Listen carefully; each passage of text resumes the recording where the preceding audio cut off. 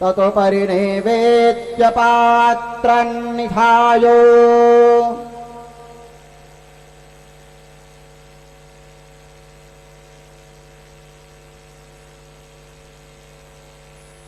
गायत्री मंत्रेण पात्रान् संप्रोक्षो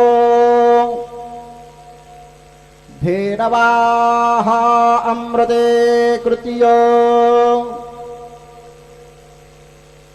सत्यन्त्वरतेन वर्षिञ्जामि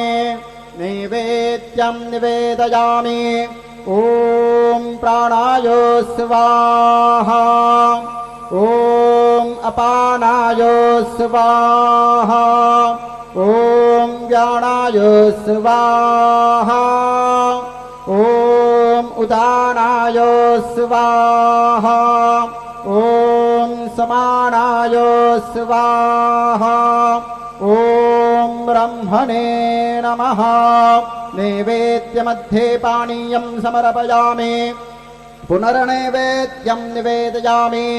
ॐ प्राणाय स्वाहा ॐ अपानाय स्वाहा ॐ व्यानाय स्वाहा ॐ उदानाय स्वाहा ॐ समानाय स्वाहा ॐ ब्रह्मणे नमः नैवेद्यं समर्पयामि हस्तप्रक्षालनं समर्पयामि मुखप्रक्षालनं समर्पयामि सद्गुरु साईनाथ देवताभ्यो नमः प्रार्थनापूर्वकं नमस्कारं करोमि तथा च मङ्गलारतिं दर्शयामि।